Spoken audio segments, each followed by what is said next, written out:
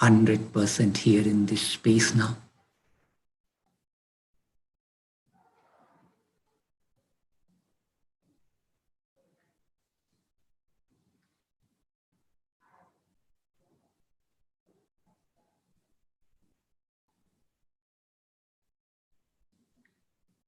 Tell yourself, for the next 3 hours,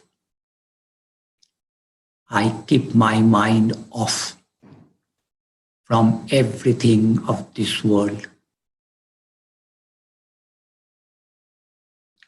This is my time for my emotional growth, my intellectual growth, and spiritual wisdom. It is a time when I go inside myself.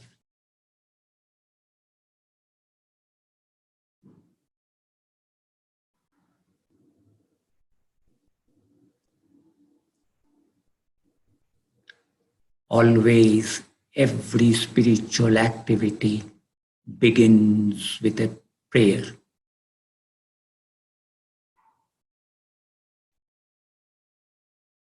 Since we are studying the Bhagavad Gita, the prayer also, what we will do is the prayer which Arjun did to Lord Krishna before the teaching was given to him.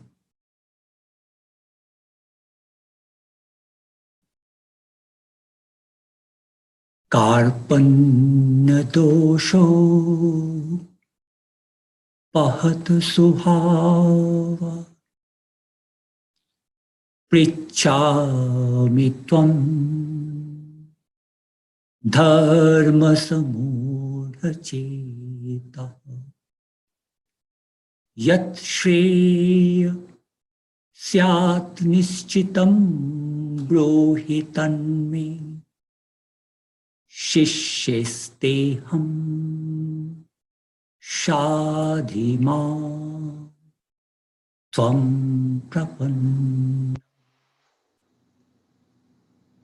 Shishyesteham shadhima tvam prapanna.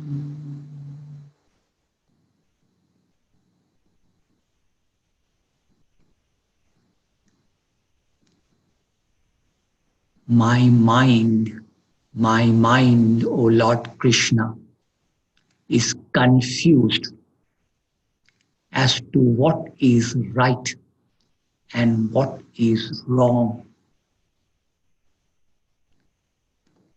What is my duty and what is not my duty? I am confused. I am kneeling on my knees. I wish to become your disciple. Please enlighten me as to what my dharma is, my duty is. I wish to know the universal principle that decides right versus wrong, right versus wrong, dharma, adharma, dharma, a rightful duty, right knowing, right understanding, right wisdom, adharma, evil, wrong activity, wrong understanding, ignorance. Bless me with this wisdom of dharma as against adharma. I bow down to you. Bow down.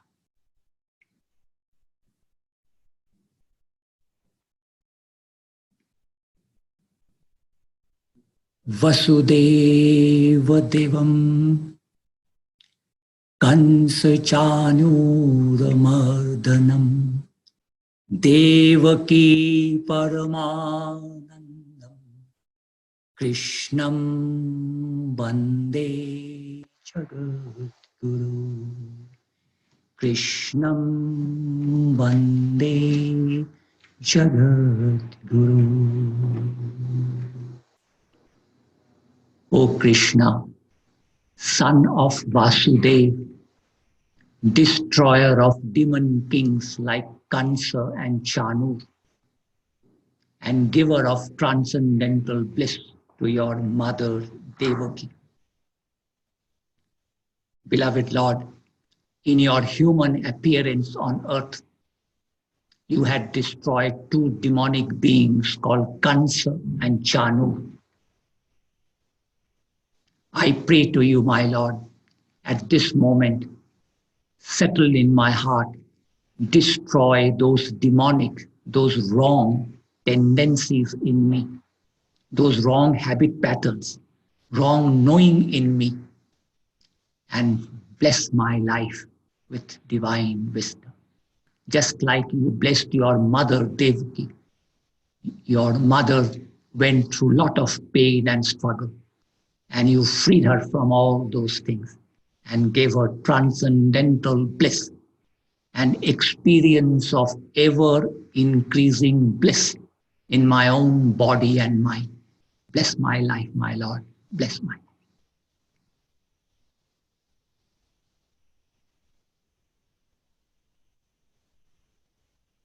Inhale.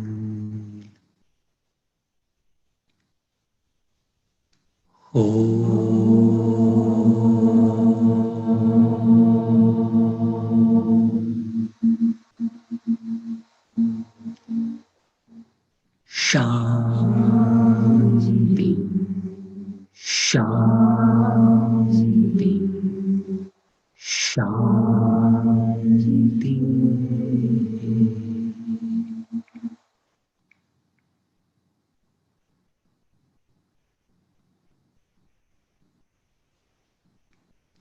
Relax.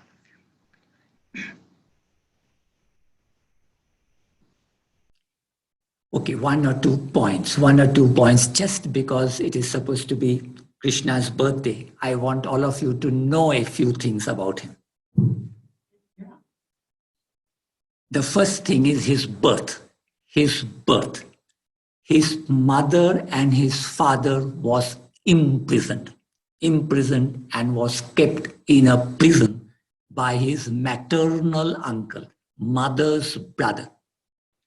When the mother was marrying his father, Krishna's father, mother was married, that time there was a voice in the sky which made an announcement to the brother that, look, you are getting your sister married so happily, but this sister's 8th child will kill you. This is a prophecy made to the brother that you are getting your sister married happily, but this sister's 8th child is going to kill you. So immediately the circumstances changed. He was getting his sister married very well, but now he was a demonic king. He was not a very good man, he was a demonic king. And he immediately imprisoned not only the sister and the sister's husband, they were all kept in a jail, in a prison.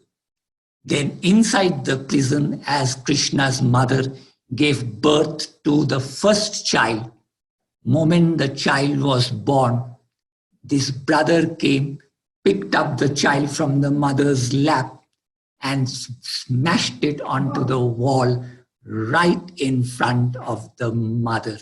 So can you understand the pain that comes to the mother? Small baby child snatched from her and smashed right in front of her head. And this is what happened 6 times. All the 6 brothers, earlier brothers, he is the 8th child, 6 brothers, as they were taking birth inside the prison, moment they are born, taken out and smashed to the wall. So for 6 years, how much pain this woman is carrying. That is one thing I wanted to know. The second thing, the 7th child, the 7th child, the story tells us it was a miscarriage, but the embryo from the Krishna's mother's womb, the embryo was shifted to Krishna's father's first wife. He had a first wife, and Krishna's mother was the second wife of his father. So the embryo from the second wife was shifted into the first wife, who never had a child. The seventh child was shifted to the first wife's womb. Are you getting this? I am telling you specifically so that some of you, I want you to understand things in a bigger way. This story of Krishna is 5,000 years ago. 5,000 years ago, there was a method by which embryos could be transplanted from one woman to another woman. So if we think that at this moment we are the most technologically advanced or scientifically advanced, that is firstly not true. Technology was advanced, science was advanced, wisdom was advanced in earlier civilizations. And we are at this moment in a lower civilization, but in a state of advancing. We are moving towards higher, but we came down from a higher civilization. The world had descended to a lower civilization. And now again, we are moving upward, that we are moving. But this wisdom that we are reading is a wisdom which is coming down to us from a very high civilization, and that wisdom has descended onto us. So some sort of an embryo transference like this took place. So some technology or higher wisdom existed to do that. So that seventh child, Krishna's seventh brother, survived. He was his elder brother. And then the eighth child, Krishna was born, and miraculously he was taken away from the prison, and then he was shifted. And the story goes, I will not get into that story, but he was born as the eighth child. And then at the age of 16, he came back. If somebody gives so much pain to your mother, for no provocation, if you are given pain to your mother, then what is the child's duty? I am putting a question. What becomes the son's or the child's duty if the child knows that my mother for no reason has been very badly treated and my 7 brothers has been killed? What do you think should be the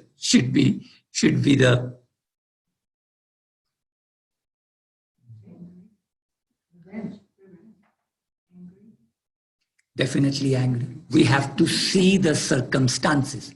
Everything I want you to see the circumstances, and then in spiritual life, we talk of compassion is one of beautiful word. We talk of forgiveness, another beautiful word. We talk of service to everybody, another beautiful word.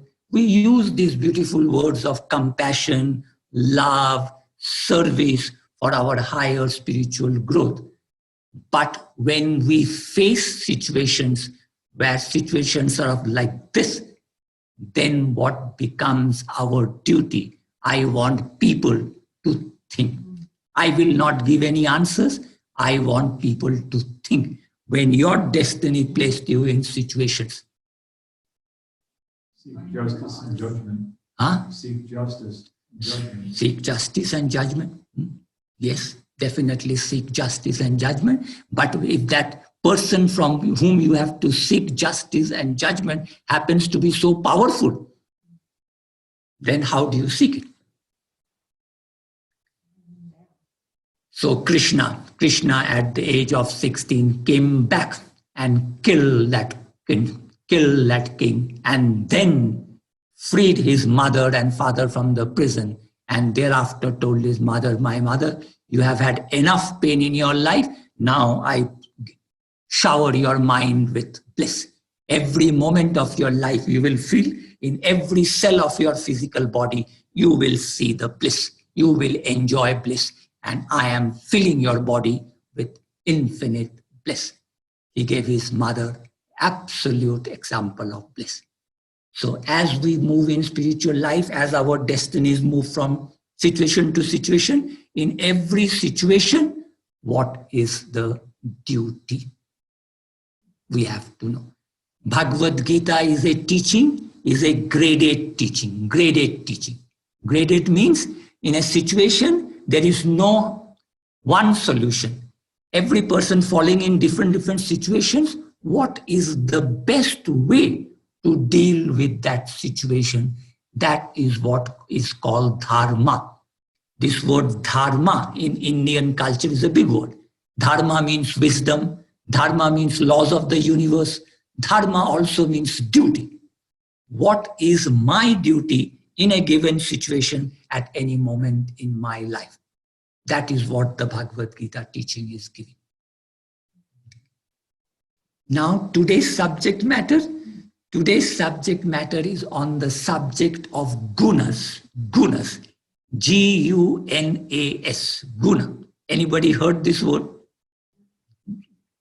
So the subject matter of gunas. Gunas means a quality. It is a very big concept. It has got a big philosophy.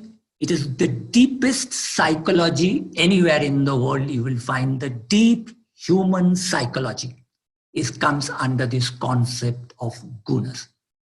And this subject matter is touched upon in the 14th chapter of the Bhagavad Gita. Bhagavad Gita has 18 chapters. On the 14th chapter, the subject matter of the gunas comes into play. And I will explain what these are. But today, let me first, verse by verse, read out the verses actually in the book and then try to explain.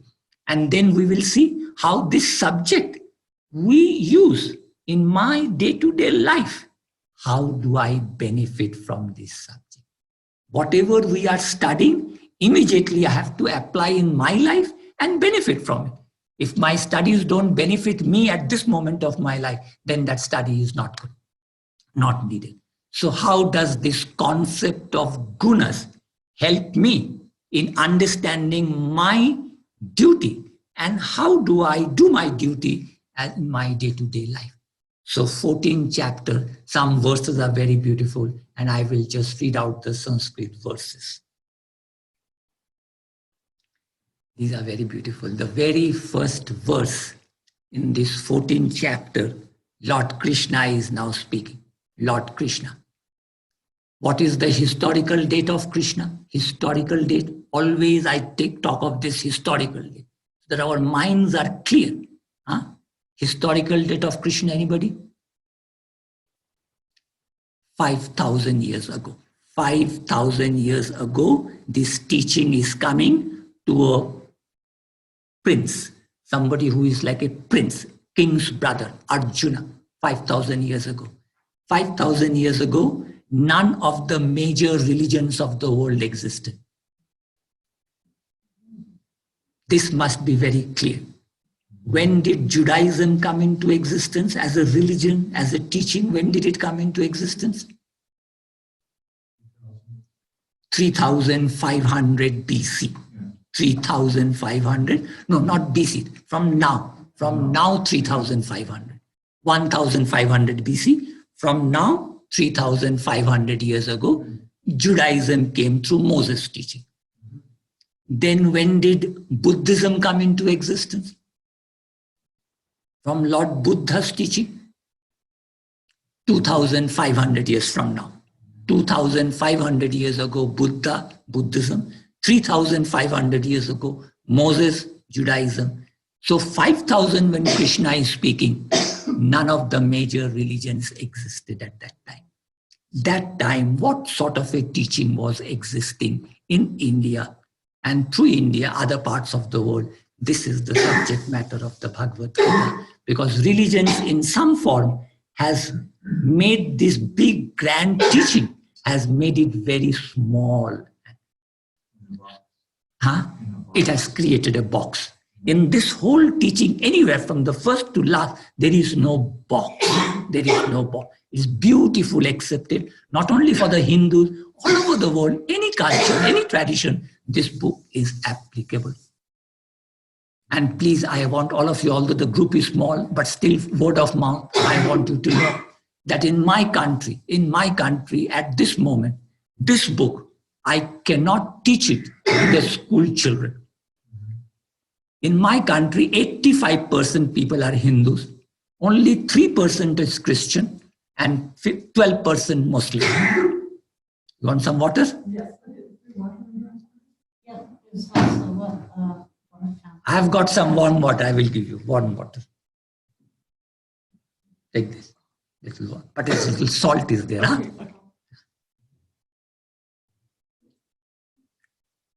In my country, 85% Hindus, 3% Christians, 12% Muslims. In the name of secularism, these religions are stopping one of the best scriptures to go as an education system in schools and colleges. You have to know this, because many times you may see Hindu nationalism, Hindu this, Hindu that. I want people to know that time has come that we Hindus have to struggle a little bit and get this textbook and our ancient teaching into our school curriculum, and not follow what the British people left and what the Westerners are wanting. We don't have to teach that in our culture. We don't have to Christianize India. We don't want any Islamic teaching there. We accept these teachings. We accept it. And we allow that teaching. But in India, Bhagavad Gita should become a teaching.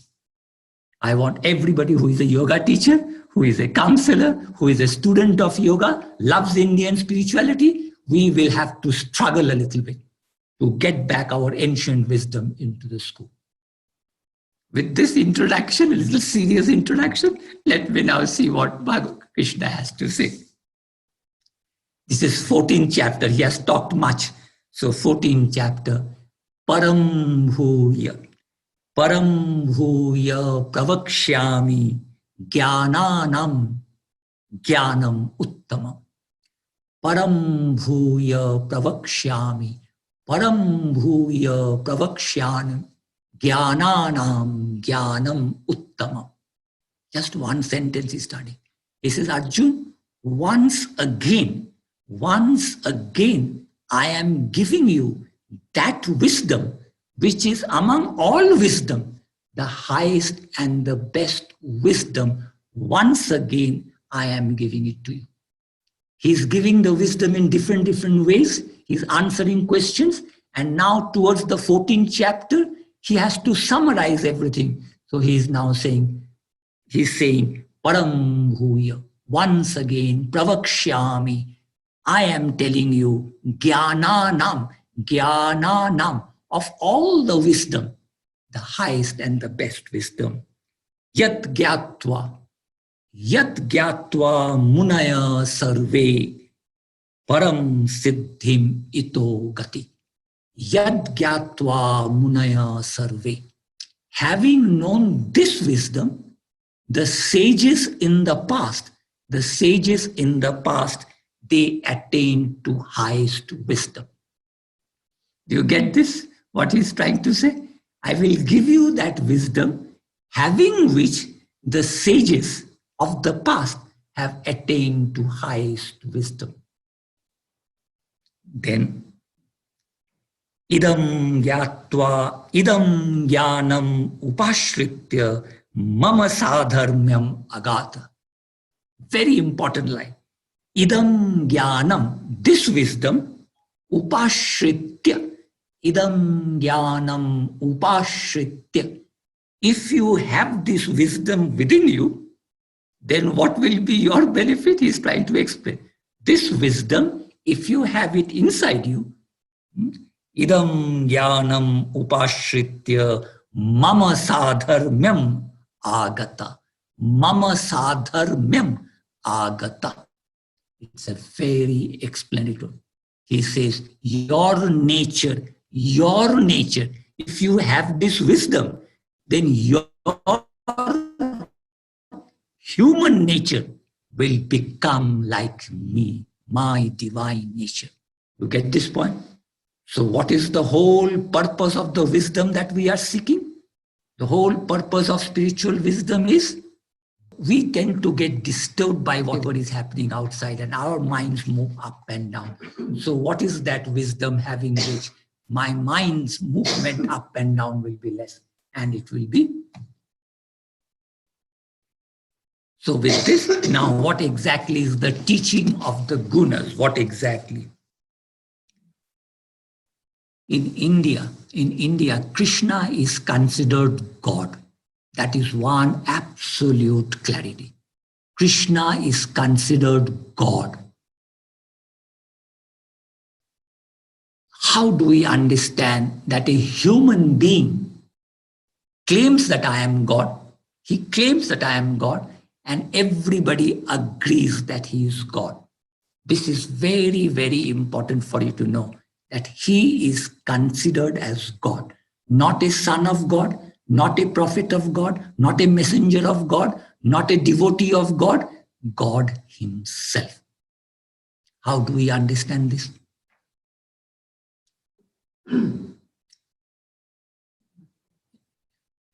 God is the ocean. One definition of God, God is the ocean. And what are we? We individuals? We are a wave. God is the ocean and I am a wave. Each one of us are small, small waves, and God is the ocean. So a person like Krishna, what is he then? He is a tidal wave. He is a tidal wave. We are small waves and he is a tidal wave. Now, what is the definition, what is the difference between me as a small wave and Krishna as a tidal wave? What is the difference? Volume. The tidal wave knows I am the ocean. I am at this moment a tidal wave, but soon I will be part of the ocean. I am the ocean. The tidal wave knows I am the ocean. And the small wave like me, although we are also the ocean, but we don't know. So since we don't know, we don't have those qualities of the ocean. We can't display those qualities of the ocean. So Krishna is to be looked upon as a tidal wave. Tidal wave which knows that it is one with the ocean. So when we look to Jesus, he didn't call himself God. He says, I am son of God. But he also said, I and my Father are one. So Jesus is also what sort of a character he is?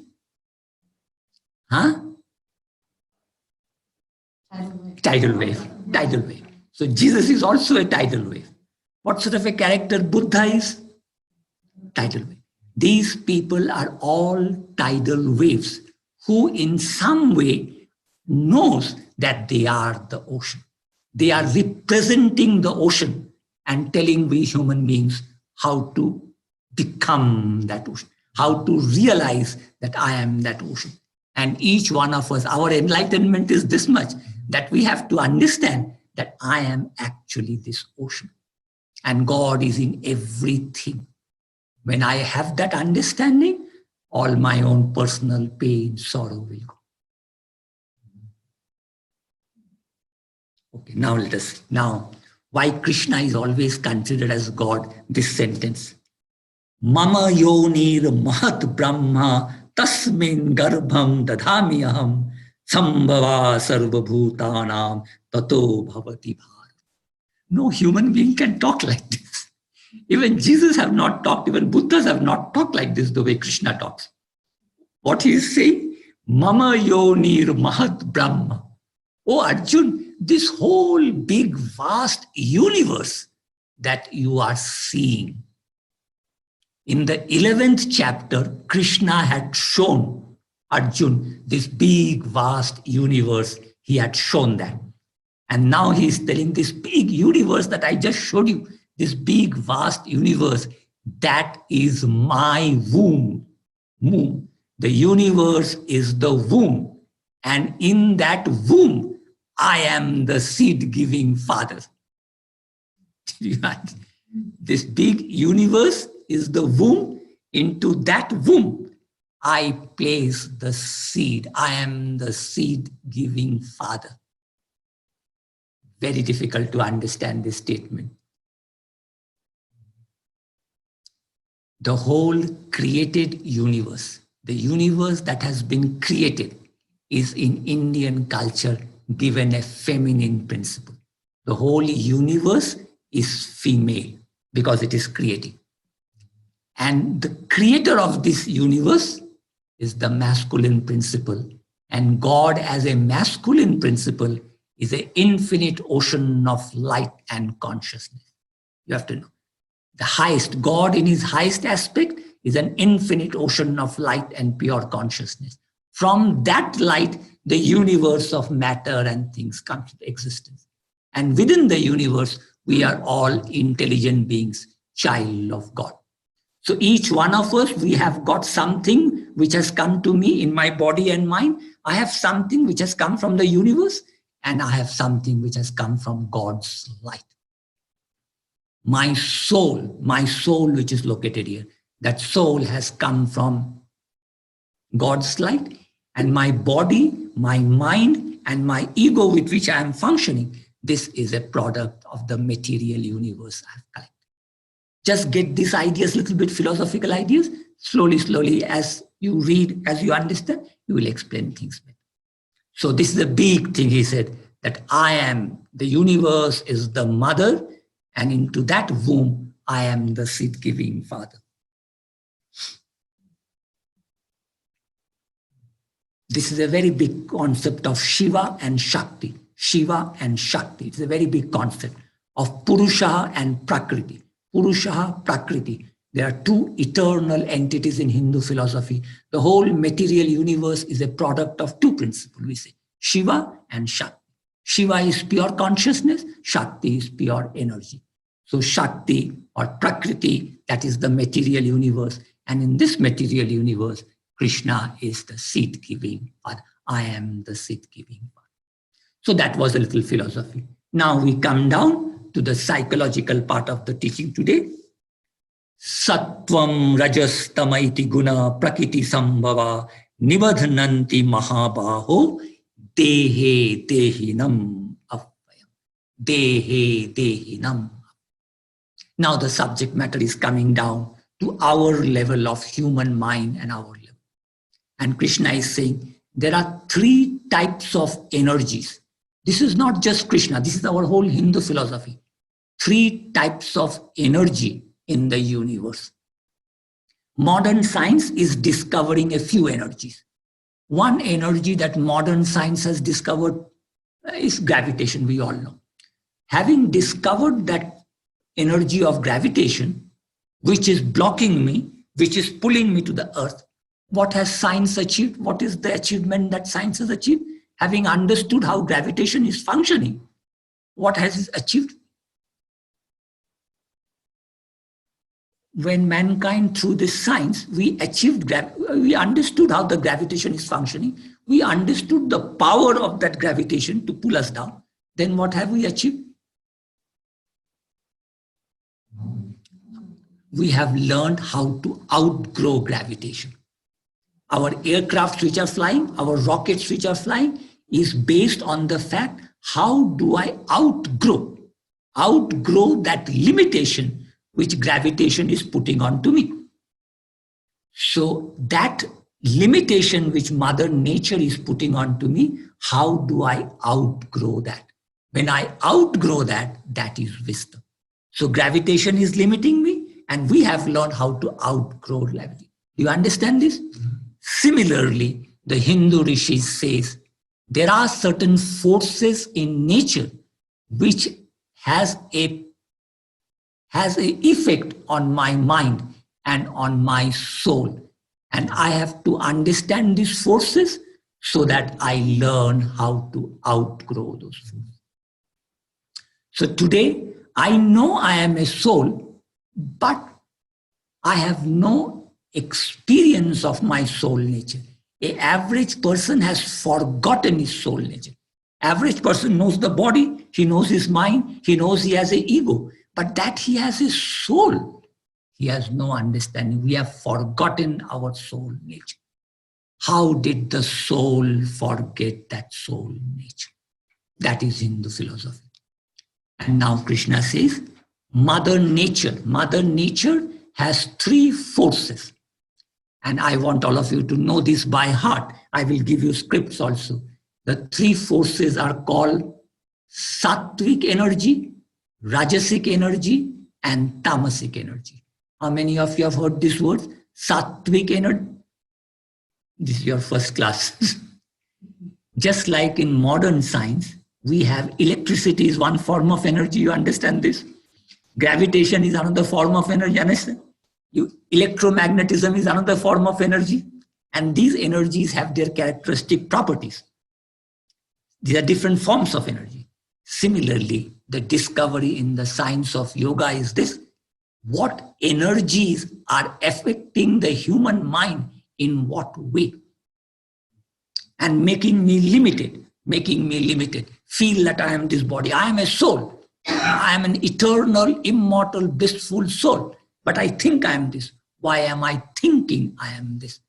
So the answer comes here that there are three forces in nature: tamasic energy, rajasic energy, sattvic energy. Get this by heart. Tamasic energy. What is tamasic energy? What is that energy which we call tamasic energy? If anybody knows, try to tell me, then I will give you. Yes, what is tamasic energy? Kind of like gravity, that sort of slow, still, maybe heavy at times if it's in balance. Okay, I know. Okay. Anybody wrong? What is tamasic energy? Resistive, slow, conservative. Okay, we will define it. Tamasic energy is that energy which will make my body and my mind feel lazy, dull, heavy, lack of initiative, depressive, sad. You get this idea? Tamasic energy is that energy which will take conservative. I'm laughing. It's making my mind laugh. It's conservative. So what is tamasic energy? Tamasic energy is that energy which will make me feel, in my body, I will feel lazy, I will feel dull, I will feel sleepy, I will feel lethargic. In my mind, I will feel lack of initiative, lack of ideas, no creativity. I'll be sad, I'll be depressed. Tamasic energy has this sort of an effect on my body and my mind. Clear? And this energy is so dense an energy that it makes me forget that I am a soul and makes me identify with this body and makes me think I am this body. Tamasic energy is responsible for my forgetfulness. I have forgotten my soul nature and I am identifying with this body. This ignorance of mine, this tamasic energy is the cause of this ignorance. Are you getting this? This is the psychology. So in every way, I have to get rid of this tamasic energy. It is this energy that is making me feel lazy, dull, sleepy, lethargic, lack of initiative, sad, depressed, unhappy, and ignorant. Ignorance is caused by tamasic energy. And then we will see how it. So first, the clarity. Clear? So now if there is a dark cloud that comes up in this place, what will happen to our body and mind if there is a dark, heavy cloud? Down. It will be down. We know that. So that dark, heavy cloud is what energy? Is tamasic energy. I will give many other examples, but just the definition. Now the rajasic energy. Rajasic. R-A-J-A. I will give you a handout. Rajasic energy. What is rajasic energy? You know. Let me others see. Anybody else? Yes, Victoria, please. Okay. You also. But now you, Victoria. I want your understanding to be more broadened, to increase. So listen carefully and get these ideas. Rajasic energy is the energy of creativity. It is an active, creative energy. So an energy which is active and creative is a good energy. So one part of Rajasic energy is good. It makes me active. It makes me creative. That is the good part. But although it has a good part, it has a very bad aspect. Rajasic energy distracts my mind. It distracts my mind. It puts my mind into 10 different directions. It creates 10 desires, 50 desires, a series of desires in my mind. And Rajasic energy tells me that happiness lies in going out and achieving things. The more things I have, the more objects I have, the more sense pleasures I have, the more achievement I have, the more happy I will be. This is what the Rajasic nature, that effect of that energy in my mind is. The more out I go, the more I do, the more I receive things, more I enjoy things, the more happy I will be. But is that a truth? No. For some time, yes. For some time, for some people, yes. But ultimately the answer is no. So Rajasic energy is distracting my mind. It is taking my mind away from the center. The soul is the center of my being. And Rajasic energy in nature is propelling my mind outward, away from the center of my being. Yeah. I thought that all these energies had sort of positive and negative. So the Rajasic energy being creative on the positive and then being too much on the negative. And so I thought the Tamasic energy was, it can be lazy and dull, but that's also the energy that allows us to sit in meditation, being the positive side. And then we find the clarity of sattva. Is that true? Or is there any positive tamas? Tamasic energy has a positive aspect, but the example which you gave is not the example of a positive aspect of tamas. Okay. Tamas has a positive aspect. The positive aspect of tamas is when the mind is too distracted, when the mind is too going outward, to prevent the mind from going outward, then that tamasic energy plays a little positive role to pull it, not bringing it. No. Tamasic energy doesn't bring it in. Tamasic energy only stops that restless movement outside. So even when that restless movement is stopped, that is the plus point of tamasic energy. Tamasic energy is only a little bit good when I have to stop my restless energy. That's all. Otherwise, it is always creating ignorance in me, darkness in me, heaviness in me. So, tamasic energy creates ignorance in me. All the bad things, heaviness. Rajasic energy is distracting my mind, is taking me away from the center of my being by giving me a feeling that outside world and enjoyment of this world and achievement in this world is a source of happiness, joy. Is a source of fulfillment, self-fulfillment. This is the idea Rajasic energy is giving me. You have to know when to utilize each. Huh? You have to know when to utilize each. Yes, that is the wisdom. Yeah. That is the wisdom.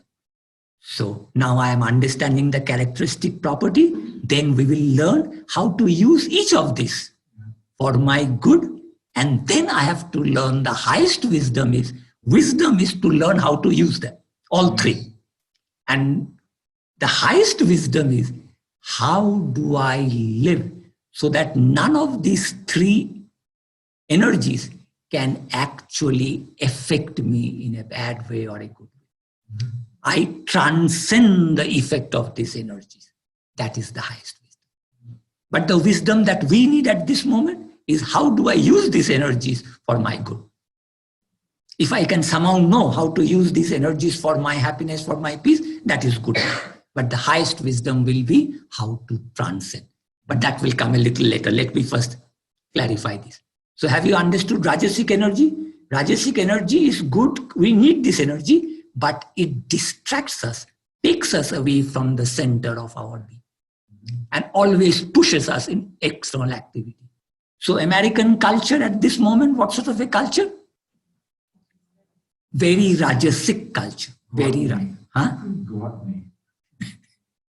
Yes, it is Rajasic. Okay, so now you are understanding. Now Sattvic energy. Sattvic energy, Tamasic, Rajasic, Sattvic energy. How do we define Sattvic energy?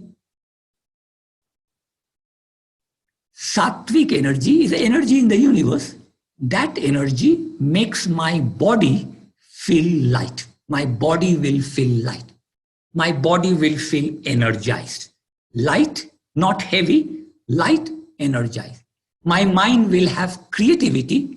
My mind will be active and creative, but not moving in outside direction. It tends to bring the mind inward. Sattvic energy tends to bring the mind inward.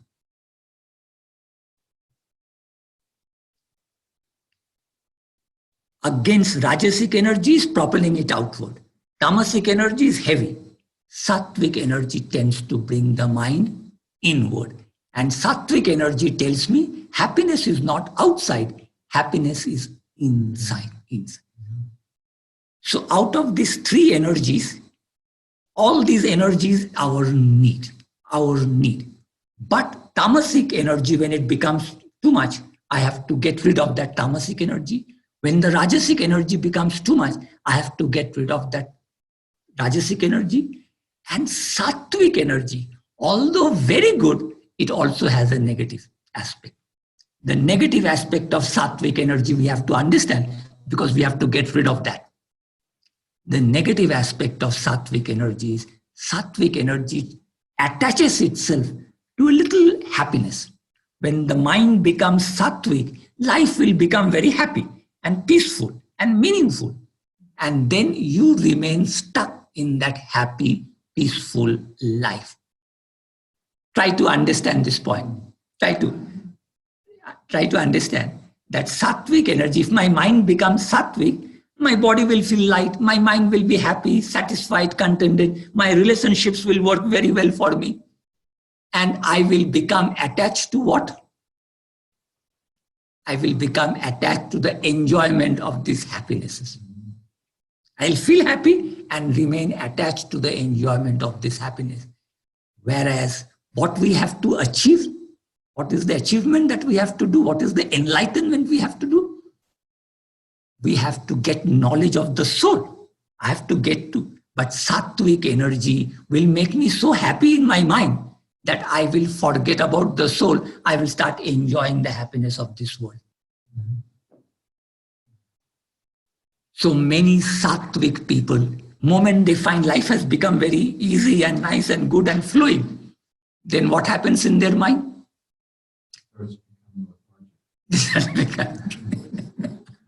They stop their practices, and they become complacent.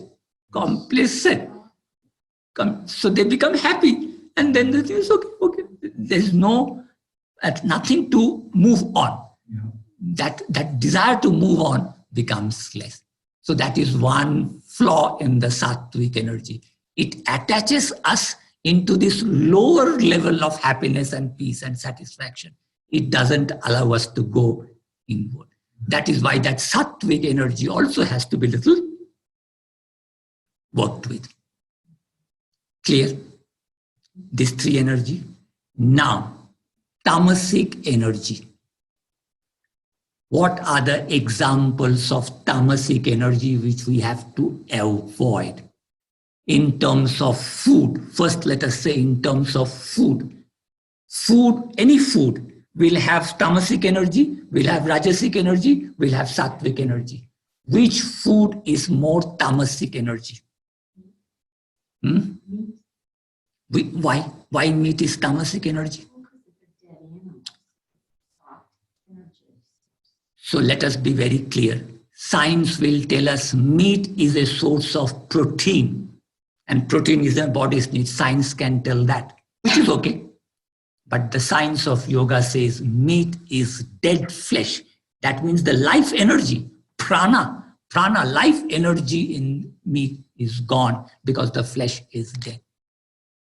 So, just in case somebody needs meat, somebody wants, the body is demanding, what is the best form of meat? We must avoid. But if somebody's body is demanding that and wanting and needing, what is the best meat? Fish, chicken is okay. But very bad is beef and pork. Beef and pork is considered the worst form of meat. You have to also know why. That is the tamasic. It is tamasic. The more you eat beef and pork, what type of energy are you feeding into the body? Tamasic. What will happen to the mind? It will become heavy, dull, animalistic. That animal's tendency of attacking people, hurting people, killing people. Not all animals are doing, but some animals have got. That animalistic tendency starts increasing in the mind. So tamasic energy has to be reduced in our life. Sleep. When we sleep, sleeping is a form of tamasic energy. So when we sleep, that is, energy is tamasic, but it helps us to rest and relax. So that is good. But sleeping also should have its rules. Sleeping have its rules. And if you sleep not following the rules, then tamasic energy tends to increase. So what is the best rule for sleeping? Early to bed and early to rise makes a man healthy, wealthy, and wise. Huh? Who said that? Benjamin Franklin. Oh, she's a wise guy. So early to bed and early to rise. That is the correct way to keep the tamasic tendency from increasing.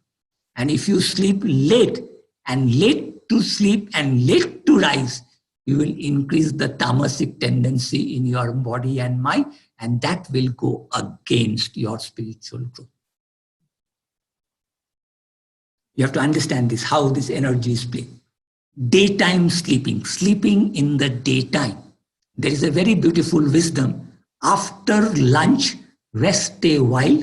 After dinner, walk a mile. Who said this? I don't know who said I don't know either. After lunch, rest a while. After dinner, walk a mile. This is wisdom, not from India, somewhere in Europe. Yeah. So after lunch, a little nap is good.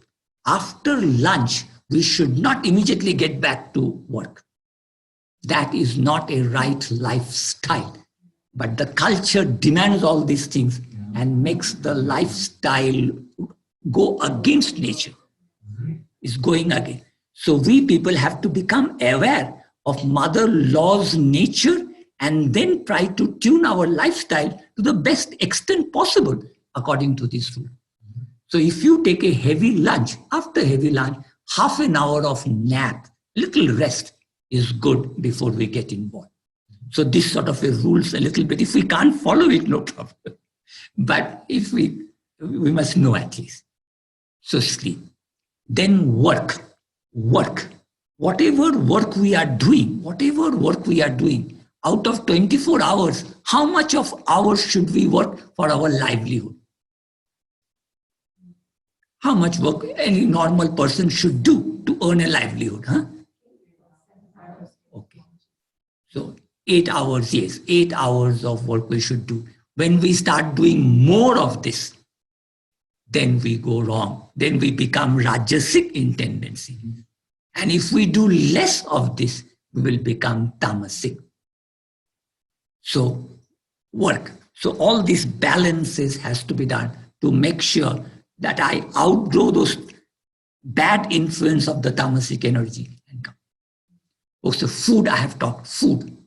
Now, in my thought, what thought in my mind is tamasic, and what thought in my mind is rajasic, and what thought or emotion, thought and emotion, we'll take these two. What thought and emotion in my mind is tamasic energy, and what thought of energy is rajasic and sattvic. Let us be clear. So which thinking, what type of thinking and what type of emotion I carry in my mind and heart makes it a tamasic energy.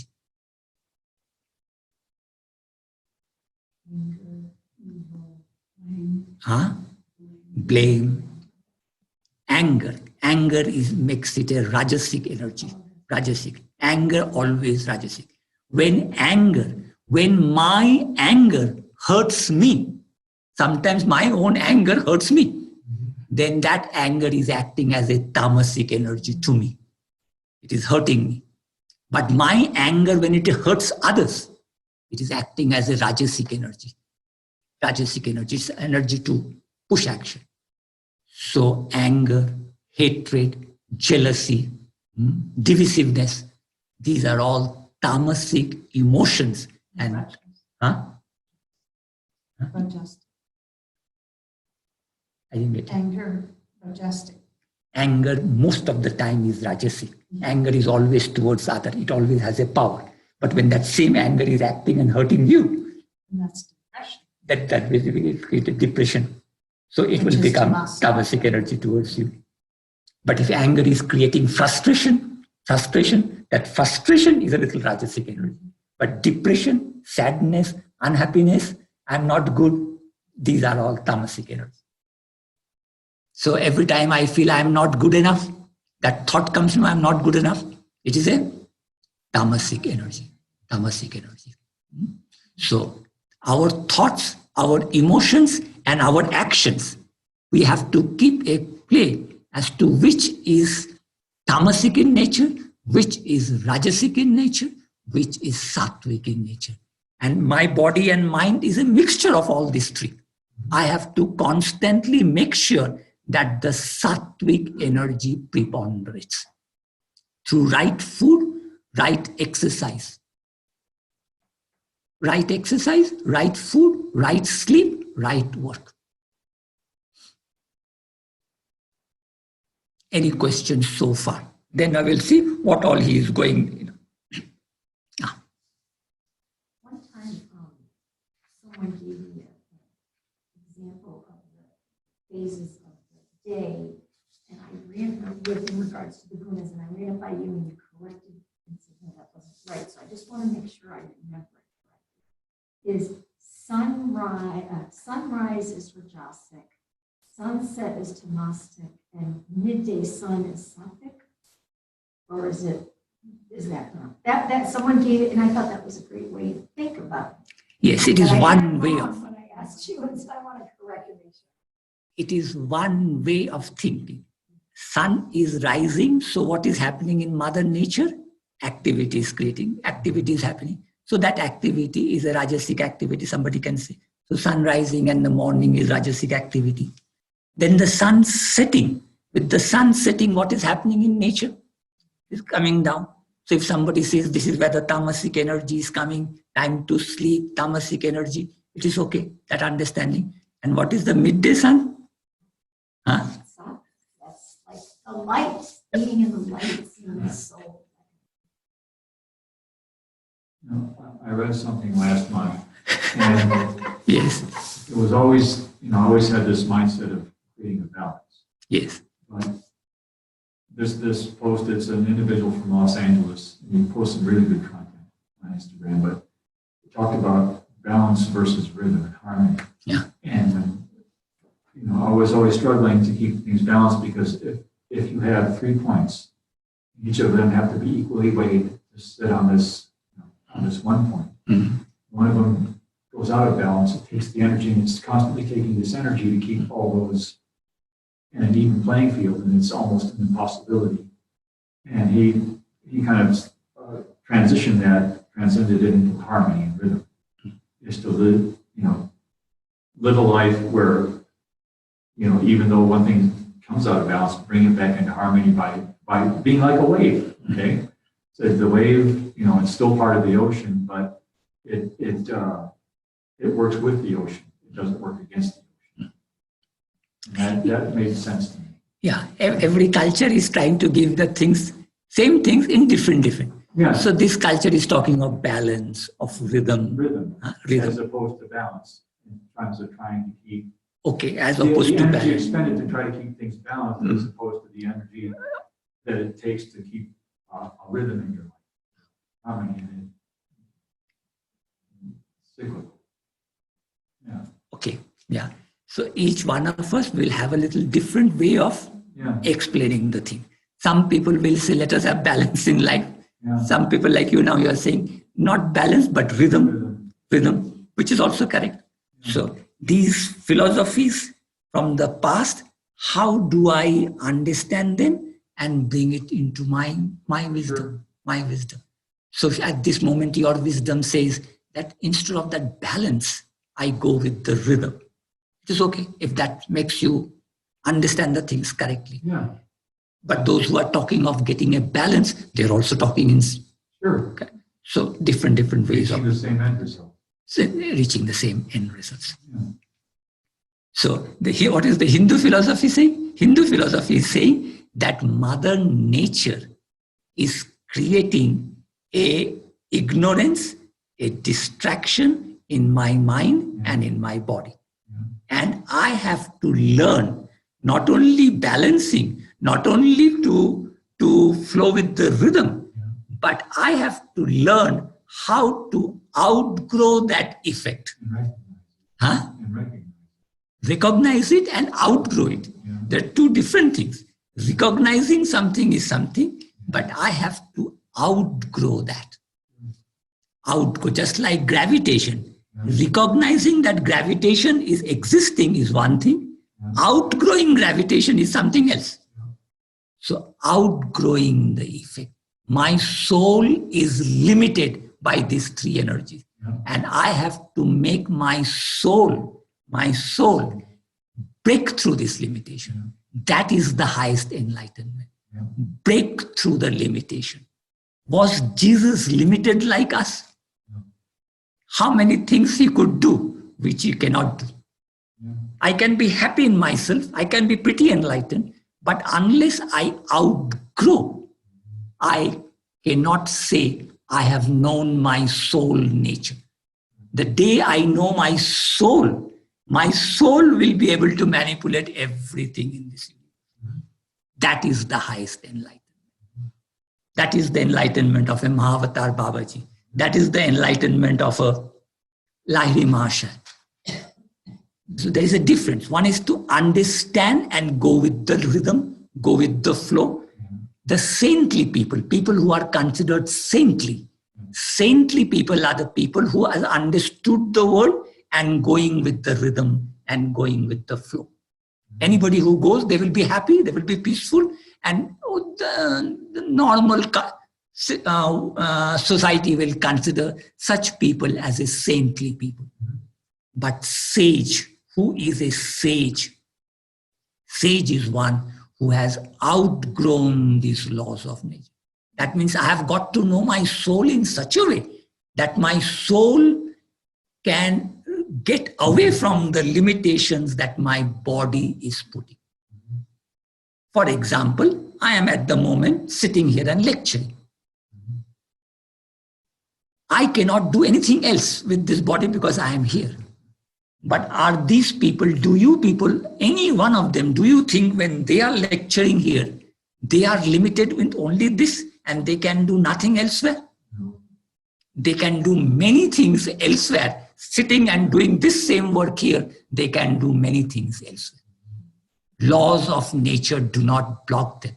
They can send their astral body there, create a physical body. They can send their astral body there, create a physical body, and do 2-3 things, which average people will not see, average people will not know, and they will not know how they are functioning, But they are not limited like saints, saintly people, Mother Teresa. Saintly people are limited. They have their joy, they have their pleasure, they have their download, but they are limited as a human being. Sages, whom we Indians call sage. The Westerners call Aristotle, Plato wise men. They are wise men, but they have not reached the level what a Jesus has reached or a Moses has reached. Sage. So sages are the ones who outgrow. So when we talk of balance, it is correct. When we talk of flow with the rhythm, it is correct. One who is flowing with the rhythm is a saintly person. He is going with the laws of nature, happy, beautiful, saintly person. But the highest wisdom is outgrow this. Krishna says the highest wisdom is outgrowing these laws, because your nature will become like mine. Is Krishna by any way limited by any of these laws of nature? No. Jesus was also not limited. So they are not. So Krishna says your nature will become like mine. So like mine. Is Babaji limited by laws of nature? You know how Babaji travels? Babaji, center here. How he travels, where does he stay? Where does Babaji stay? Anybody knows? Babaji? Huh? Himalayas, some place in the Himalayas he stays. How does he travel? Anybody knows? He wants. There are many ways of his traveling. One day a monk who was here in America, he wrote a very beautiful book, because for 3 months of his life, he traveled with Babaji. He met Babaji in the Himalayas, and he used to travel and move around with Babaji for 3 months. One Indian monk who has been here in America and wrote a book. He says, Babaji will catch hold of my hand and says, Chalo, let's go. Close your eyes, catch hold of my hand, and let's go. He will transport the physical body. Physical body transported instantaneously to some other place. He opens the eyes, oh my goodness, from that Himalayas, I'm back here. So the physical body transportation can be done. Babaji can also transport somebody else along with him. Somebody else can be done. Also, Babaji can convert this physical body into light. This physical body can be converted into light. That light will move into wherever it wants, and there that light will again become physical body. Now, if we don't read the lives of these people, we will not know. Will not know what is the difference between them and me. You understand? If Mother Teresa doesn't read the lives of these people, she will think I am the greatest enlightened person, nothing more than this. But if we read the lives of the saints and know how they are functioning, how they are working, in how many capacities they are working, then we know what is the difference, what is the highest wisdom.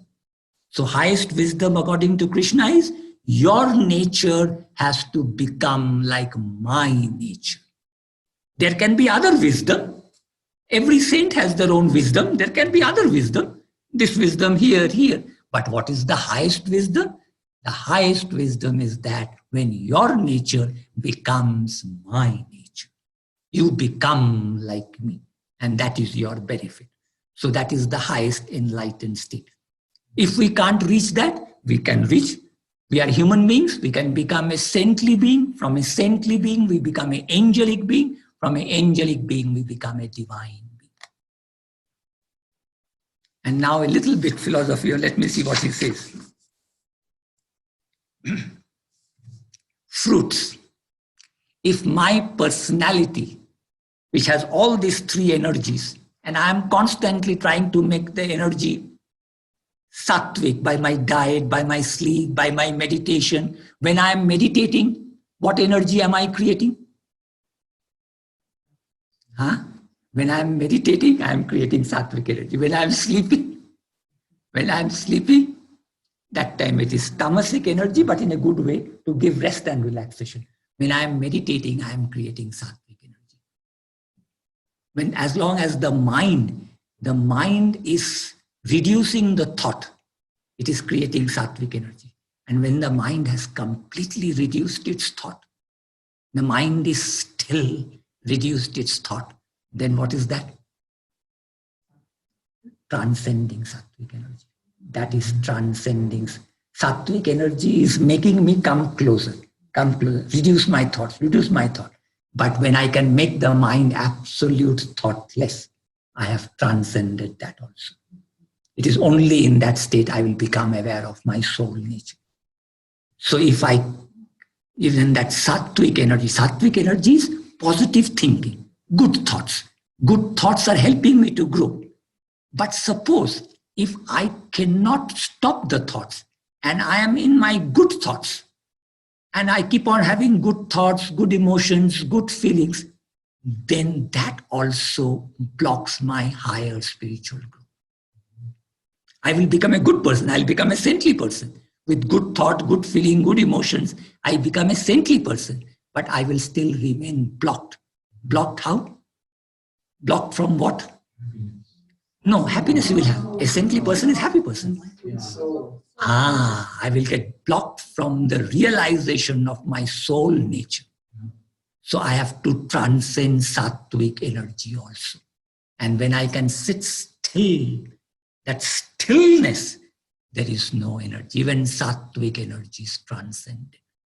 In that still moments, I will become aware of my soul nature. And unless I can become still, then my soul nature, I cannot. Do you understand this?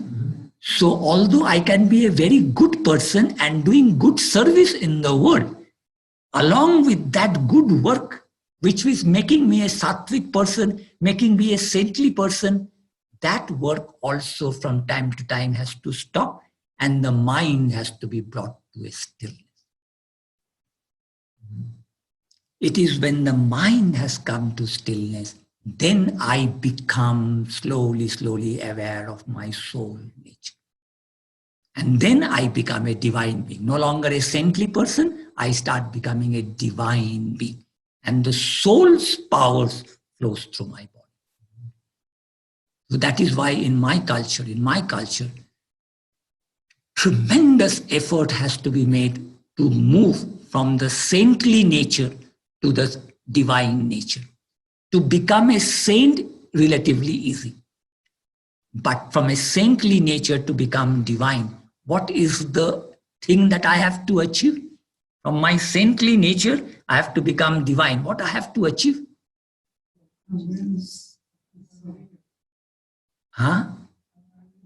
Okay, awareness of the soul. And to get that awareness of the soul, what do I have to achieve?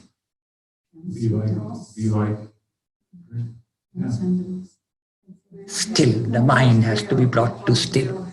The stillness of the mind. No thinking, no activity. Yogaha chitta vritti nirodha. Yoga is to stop all the activities that is going on in the mind. In my culture, we have many poet saints. Every saint has given a huge literature in my Indian culture. But these poet saints are not worshipped.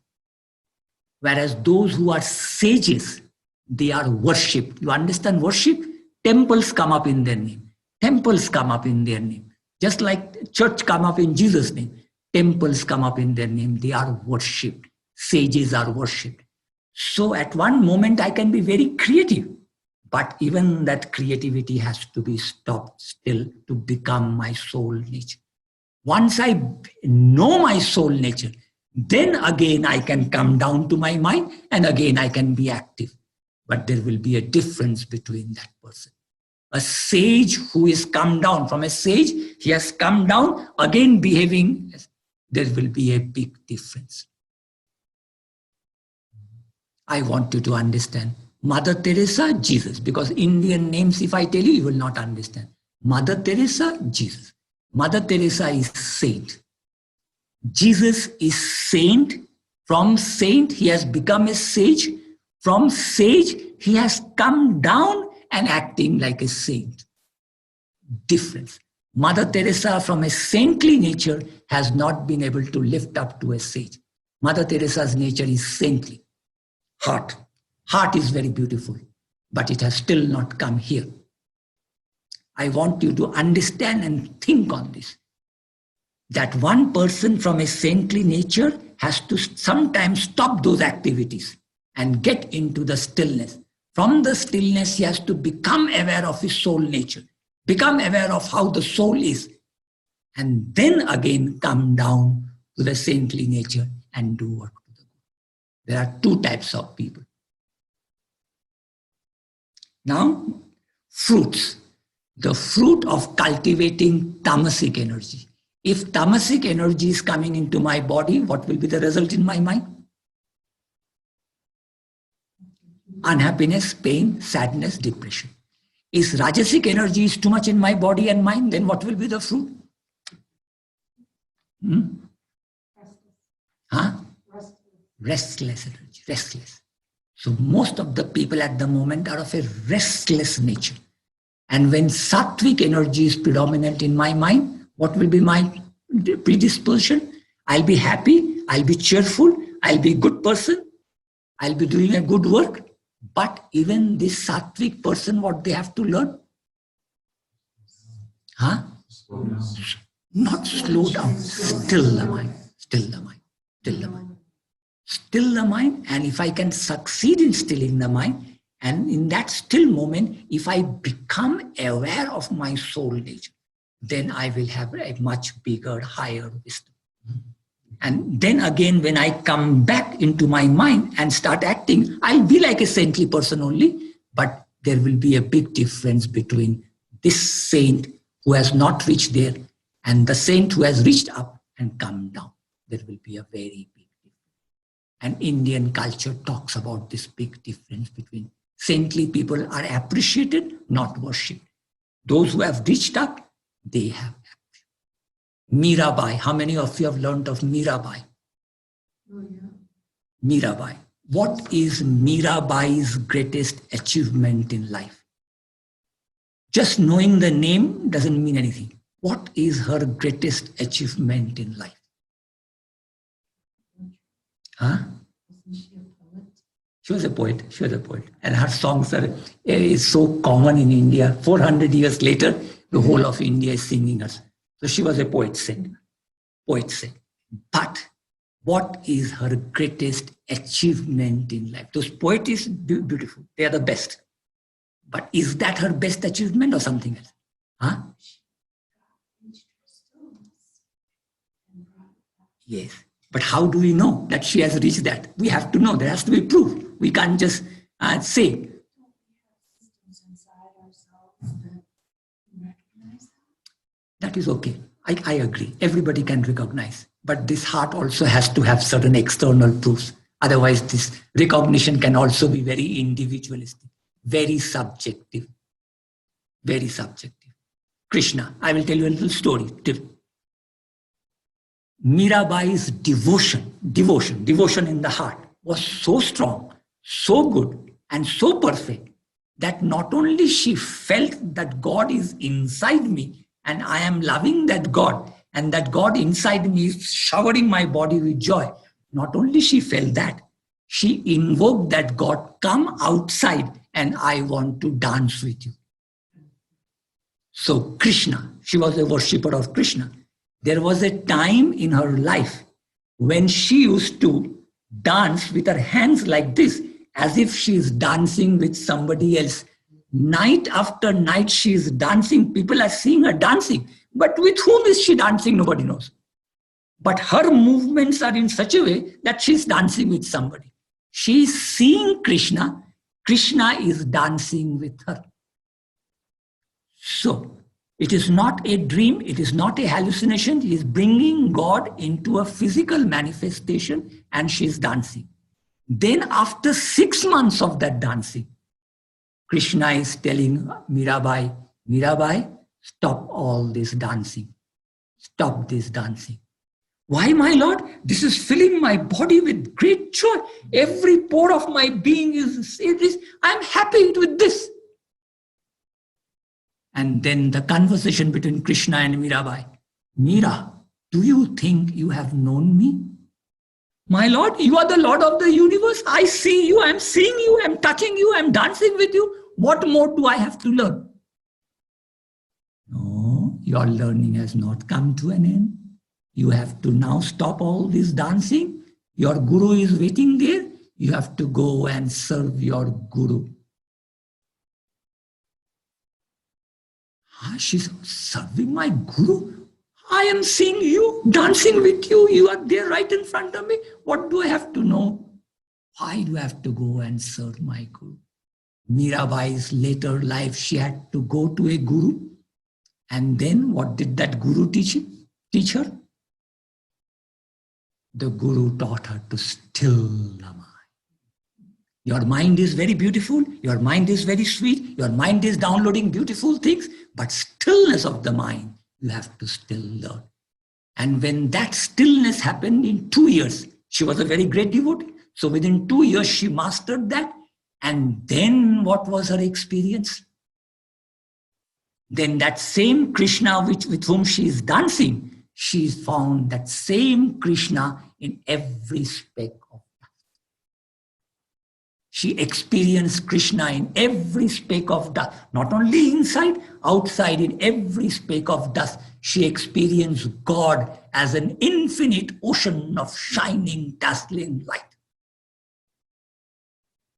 Then on that day, the Guru says, your journey is over. Now you can again come back from that experience, come back to normal human life, become a saintly guy, and then move out into the world and give a teaching. Do you understand the difference? A saintly person, Mother Teresa. Mother Teresa is a saintly person, done lots of work. But what has she not been able to achieve? Stillness. We don't know. In our Indian culture, unless you can sit in samadhi, in a breathless state, the heart has completely stopped. You have not even begun the higher journey. This is the high standard in which we place ourselves. So we say, look, if you are a saintly person, be happy, fine. But even then, there is a hard work. You have to sit long. And that is where all the struggle in our Indian culture, all the Tibetan culture, Tibetan Buddha. And when we read their life, we see they have played a role in stilling the mind. And what we have to do, as we are doing this, our normal duties, all of us who are sitting here, we have got a sattvic energy. We are not bad people. We are also not rajasic people. We are sattvic people. We are saintly to us. So along with our saintly nature, what do we have to start doing? Slowly learn to slow down the mind. And at one moment say, my Lord, even this good activity I will not do. Because this good activity also, when I am doing, my thinking is, I am the doer. I am doing this good. And as long as I think I am doing it, I will remain bound by the law of karma.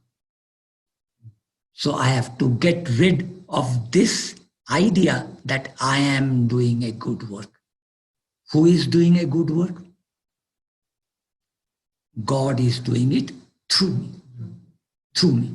He is using me as an instrument. So to become God's instrument, I have to stop doing the good work that I am doing with my mind and my understanding. So once in a while, my teaching to you people is once in a while, just sit quietly and whatever good work you are doing, ask yourself, am I doing it with my desire or am I actually doing it as a divine energy? God is doing it. Who is doing? I want all of you to be honest and sincere and do this homework a little bit. There was a moment in my life, there was a moment when I used to do tremendous amount of healing work. Because I felt that when I touch people like, and my massage or my Reiki or my things are good people, and I used to do it. At another moment of my life, my soul told me, stop it. And I said, but why? I'm questioning. Why should I stop it? I'm not doing anything wrong. And who are you telling me to stop? I'm questioning my mind because the feeling is coming, stop already. Why should I stop? I fought. I will not. I'm doing a good work and I will continue. And who are you speaking and why are you telling me to stop? Then the answer came very clear. Look, you are doing a good work. You are doing a good work. And that is why you are getting this name, fame, praise. All these people are coming and praising you. You are doing a good work. But what you think as good from my higher plan is not necessarily good. So you have to stop this good work of yours. And then when I tell you, do that work, do that work. Then you are free of the law of karma. Otherwise, you are doing good work. This good work will also bind you to this material dimension.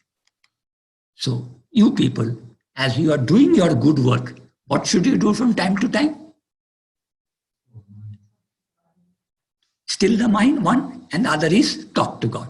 Talk to God and say, my Lord, and am I doing it out of any sanskar? Sanskar, this is a very big word I want. Sanskar means certain desires and thoughts from the past has come into me in this life. Through my parents, through DNA, I have brought certain things. And I may have the sanskar of doing something good. And so am I working because of those sanskars?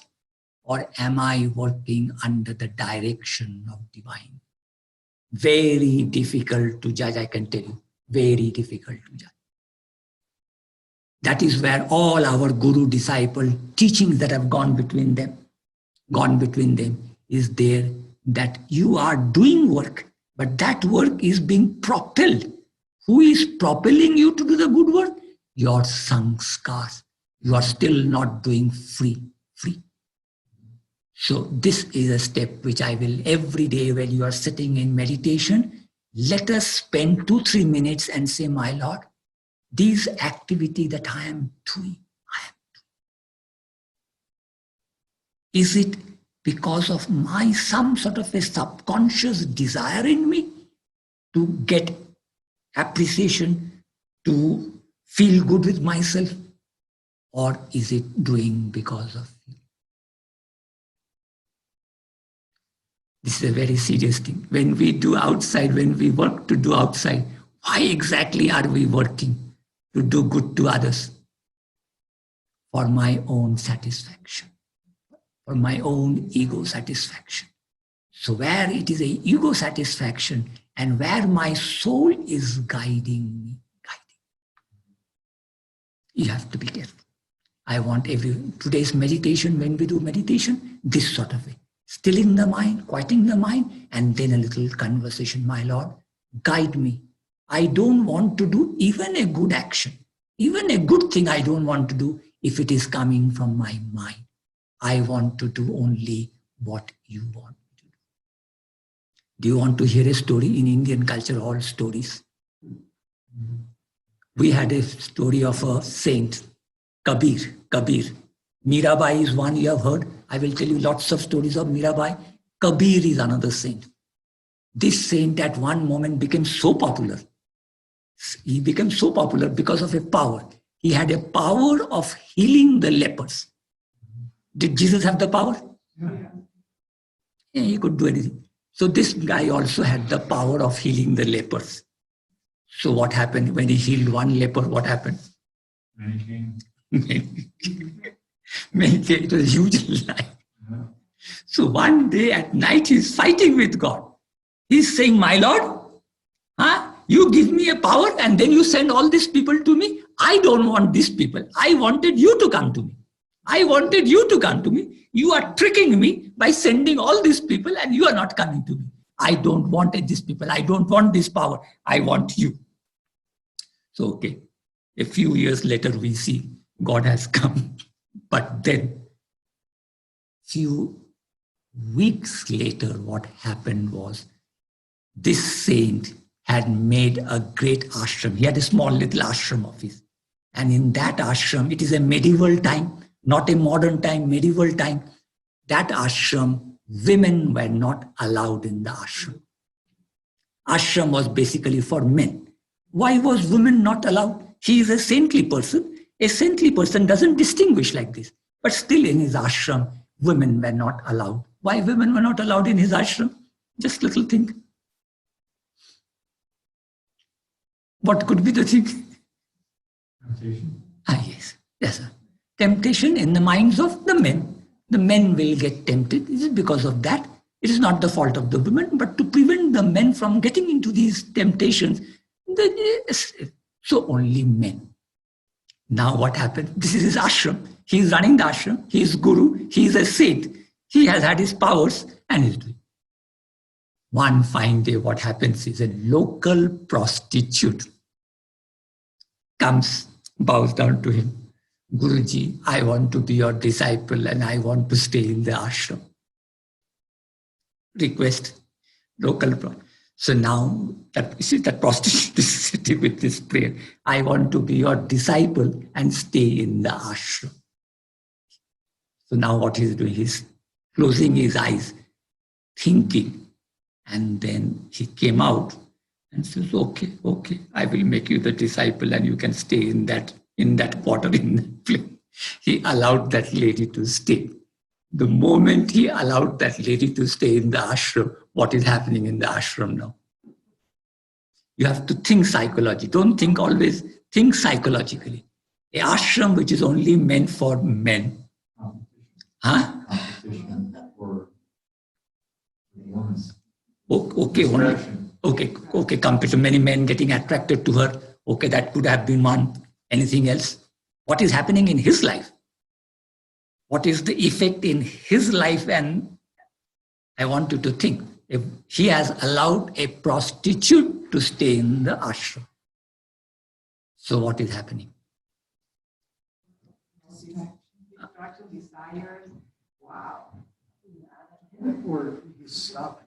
Huh? He's stopping the way he's been doing it. Yes, he's changing that because of a special request. Earlier he had a rule, no woman in my ashram. Whatever the reason, I don't have any.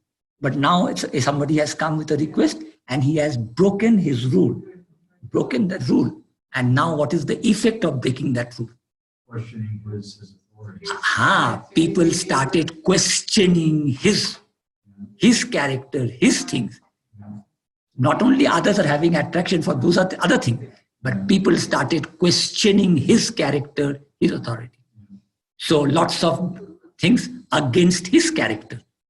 And now, 2 days later, he calls that lady and says, from tomorrow onwards, you will be the manager of the ashram. That manager, that guy, remove and you are the manager. When he put that lady as a manager of that ashram, in an all-male ashram, what is happening?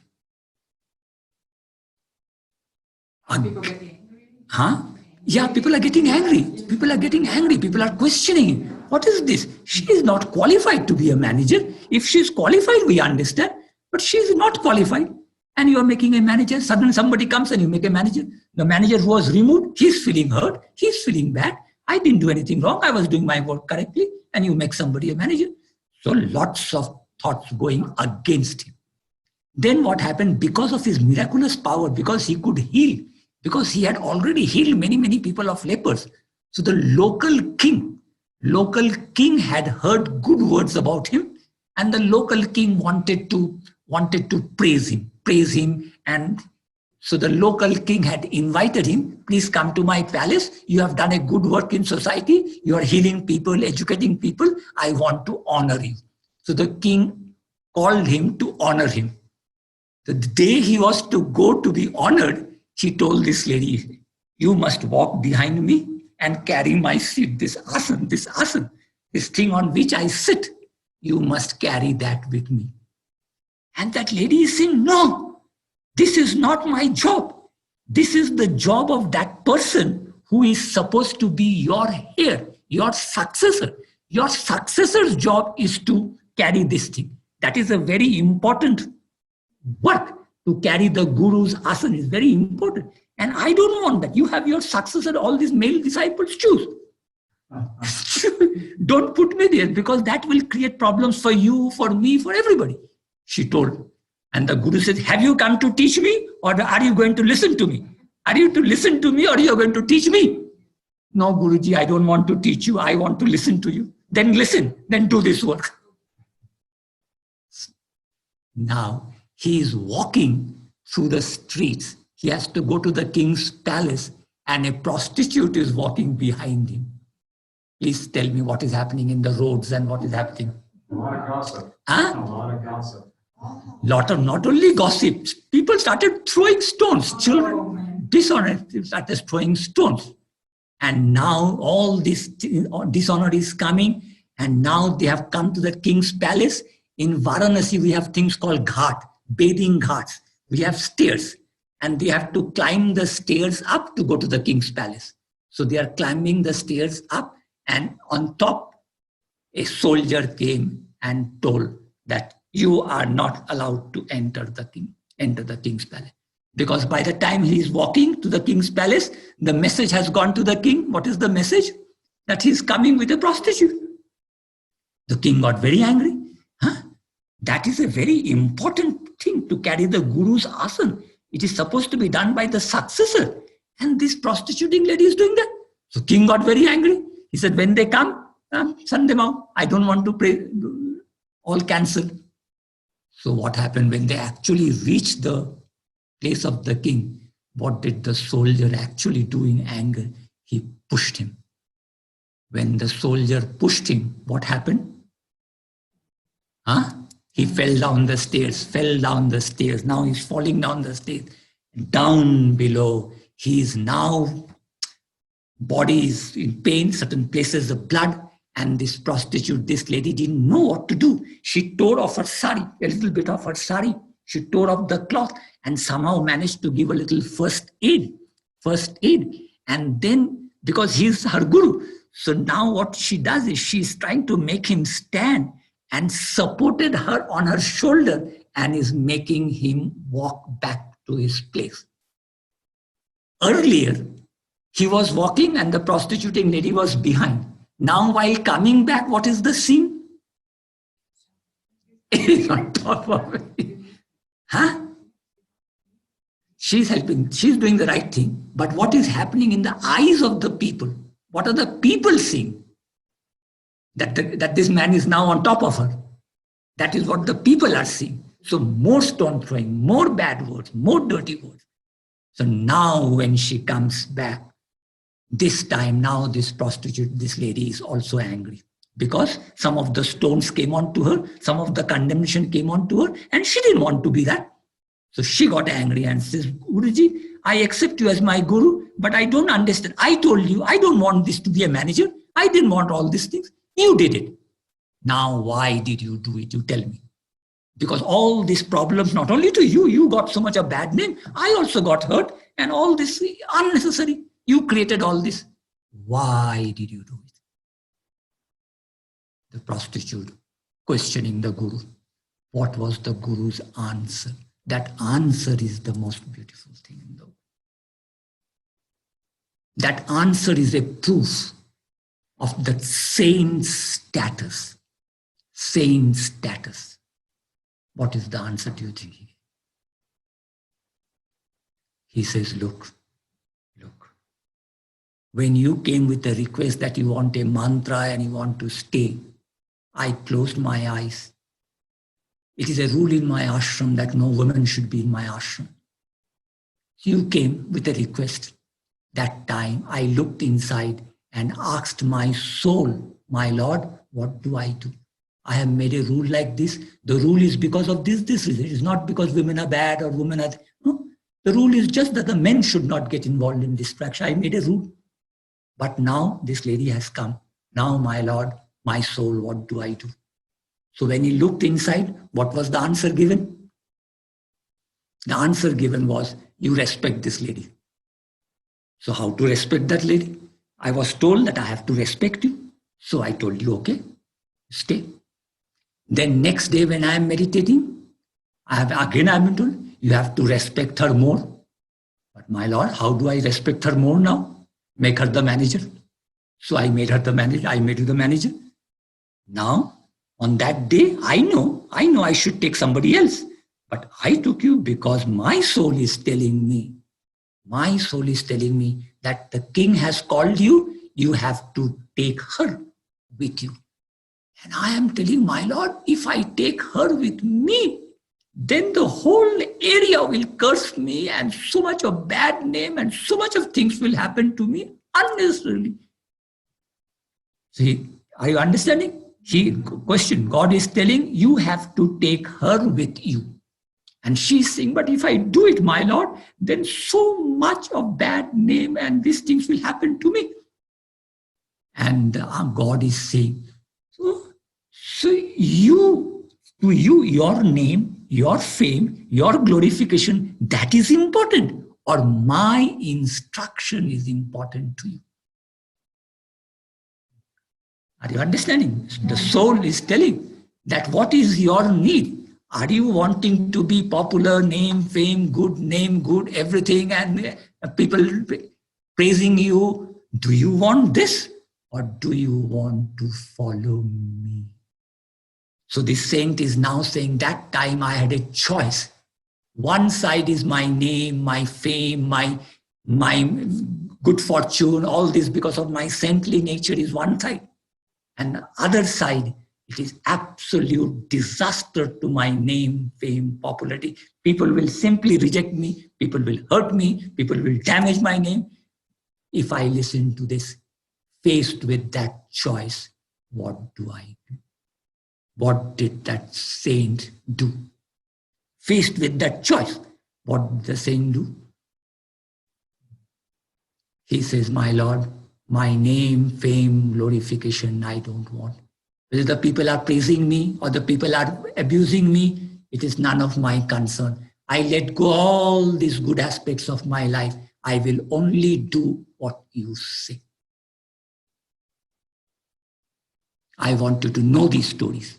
So what did that saint at that moment of his saintly life when everything was good around me, what did he give up?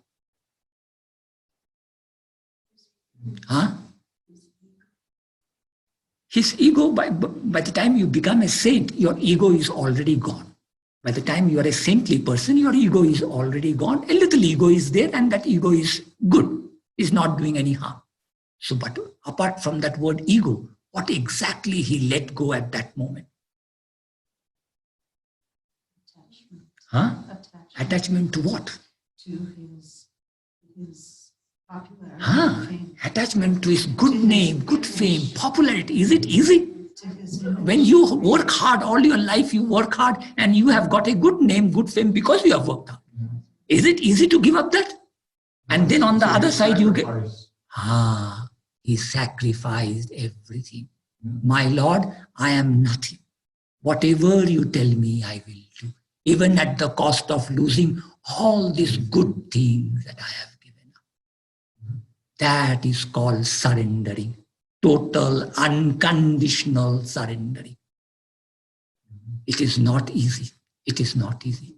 What is the unconditional surrendering that Jesus had to do? His life. Huh? His life. His life. Does anybody wants to go into the cross? He also didn't want to go into the cross. He prayed, my Lord, if this cup of wine can be taken away, please take it away. He prayed. Huh? He prayed like a human being. He prayed. But that prayer was not granted. So he knew, my Lord is not granting my prayer. That means now the choice is, do I do what he is wanting and get that into, or do I do what I need to do? He said, my Lord, not your will, thy will. And he took all that pain and just for God's will. That is total surrendering. That makes a person from a sage, from a saint to a sage. And stillness. So what we have to achieve at this moment, today's class, I will stop. What do we have to achieve? Surrender. Huh? Stillness of the mind. Stillness of the mind. In that stillness of the mind, sometimes God will act as a mother and God will give us good things of life. God acting as a mother, mother gives everything to us. So as a mother acting as a mother, God will give us good ideas, good suggestions, good things, and we start working with this.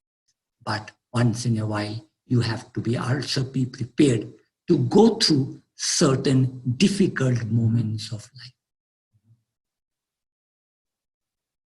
My own wife, I talk about her sometimes. As a young lady of 30, 35, at that age, she lost her father, she lost her mother, she lost her young sister. All three losses she faced. At this age of her life, her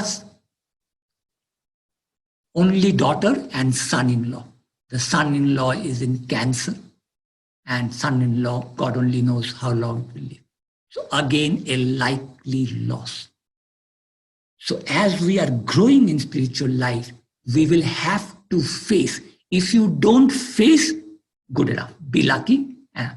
But my teaching is, be prepared that apart from the joy, apart from the happiness, apart from the good things of life, be prepared to face some difficult things. And when you face those difficult things, that time your faith, let that faith not be shaken. Because difficult moments will come. If they don't come, good, very It's a good. blessing. If they don't come, it is a blessing. I'm not saying it will, but my teaching, I want to tell everybody that as we are growing up, difficulties are likely to come. And at this age, learn to be strong enough that just in case it comes, that time your faith should not doubt, that time you should not be depressive, that time you should prepare yourself. With this, I come to today's end. We will do meditation, and today I will not give too much of talking. I will stick to only one technique. I will tell you, and we will practice a little longer version of a technique. One technique, long time, so that we see how still we can make the mind. And then after meditation, 10 minutes, I will like all of you to talk, and I will like you to be honestly telling me that what are the things that has gone into your mind. You have to be honest and not say, my mind was all still, Swamiji, my mind was all still. You have to tell me how much your mind, where is the mind going? Where is the mind going? I want to be still. I want to be still. If I want to be still and I don't want to think, then what is making my mind thought? My mind think. My mind is thinking. I don't want to think. What is making my mind think? Has anybody ever thought on this? Oh, yes. What is making the mind think? I don't want to think. I want to be still. My mind be still. But the mind doesn't be still. It's thinking. It has got its own. So what are those factors which are making my mind go on and on in thinking when I am not wanting to think? What is making me think? What are those factors? We have to identify those factors. Conditioning is one factor, and how to break through those factors. How to break. So that is the inquiry. Inquiry into the self. Inquiry into the nature of my mind. When I'm telling my mind I don't want to think, why is the mind thinking? What are the forces, factors which is making the mind think so that I can be still?